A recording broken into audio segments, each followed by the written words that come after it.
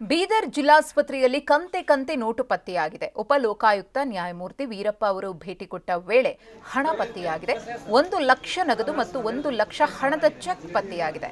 Lab technician Sanjeev Kumar ಬಳಿ ಪತ್ತೆಯಾಗಿರುವುದು. Lab technician ಹುದ್ದೆ ಮೇಲೆ ಕಾರ್ಯನಿರ್ವಹಿಸ್ತಾ ಇರುವಂತಹ ಸಂಜು ವೈದ್ಯಾಧಿಕಾರಿಗಳಿಗೆ ಉಪಲೋಕಾಯುಕ್ತರಾಗಿರುವ ನ್ಯಾಯಮೂರ್ತಿ ಬಿ ವೀರಪ್ಪ ಅವರು ಕ್ಲಾಸ್ ತೆಗೆದುಕೊಂಡಿದ್ದಾರೆ. ಸರ್ಕಾರಿ ಆಸ್ಪತ್ರೆಯಲ್ಲಿ ಹಣ ಹೇಗೆ ಬಂತು ಅಂತ ಹೇಳಿ ಪ್ರಶ್ನಿಸಿದ್ದಾರೆ. ಲ್ಯಾಬ್ ಟೆಕ್ನಿಷಿಯನ್ ಬಳಿ ಹಣ ಹೇಗೆ ಬಂತು, ಚೆಕ್ ಹೇಗೆ ಬಂತು, ವೈದ್ಯರ ಬಳಿ ಪ್ರಶ್ನೆಯನ್ನ ಮಾಡಿದ್ದಾರೆ. ಹಣದ ಮಾಹಿತಿಯನ್ನ ಕೇಳಿದಾಗ ಆತ ತಡಬಡಾಯಿಸಿದ್ದಾನೆ.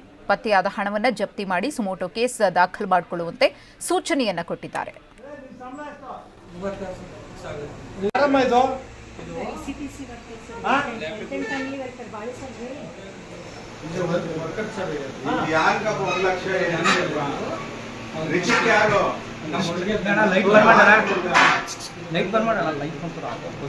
ಋತಿಕನಾ ಬಾರಪ್ಪ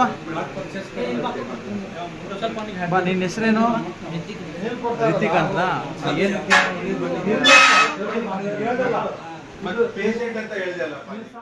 ಇನ್ನು ಇಷ್ಟೇ ಅಲ್ಲದೆ ಬೀದರ್ನ ಜಿಲ್ಲಾಸ್ಪತ್ರೆಯಲ್ಲಿನ ದಿಂಬು ಬೆಡ್ ಅವ್ಯವಸ್ಥೆಯನ್ನ ಕಂಡು ಆಕ್ರೋಶವನ್ನು ವ್ಯಕ್ತಪಡಿಸಿದ್ದಾರೆ. ವೈದ್ಯಾಧಿಕಾರಿಗಳಿಗೆ ಕ್ಲಾಸ್ ತಗೊಂಡಿದ್ದಾರೆ ಉಪಲೋಕಾಯುಕ್ತರು. ಡಾಕ್ಟ್ರೇ, ಇಂತಹ ಬೆಡ್ ಮೇಲೆ ನೀವು ಮಲಗ್ತೀರೇನ್ರಿ ಅಂತ ಪ್ರಶ್ನಿಸಿದ್ದಾರೆ. ದಿಂಬು ಬೆಡ್ ನೋಡಿದ್ರೆ ಜೈಲಿನಲ್ಲೂ ಈ ರೀತಿ ಇರೋದಿಲ್ವಲ್ಲ, ಆಸ್ಪತ್ರೆಯಲ್ಲಿ ಇಂತಹ ಅವ್ಯವಸ್ಥೆ ಹೇಗೆ ಅಂತ ಹೇಳಿ ಪ್ರಶ್ನೆಯನ್ನ ಮಾಡಿ ಕ್ಲಾಸ್ ತಗೊಂಡಿದ್ದಾರೆ.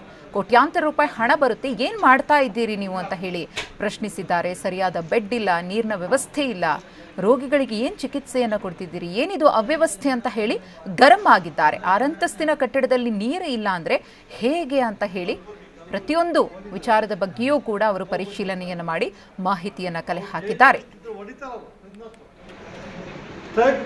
ಗಲಾಟೆ ಮಾಡ್ತಾರೆ ಇವ್ರು, ಯಾರು ಮಾತಾಡೋರಿಲ್ಲ ಪಾಪ ಅವರು.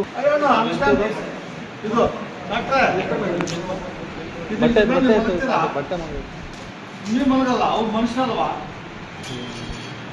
ಅದು ನೋಡ, ಅದು ಫುಲ್ ಅಲ್ಲಿ ತಗೊಳ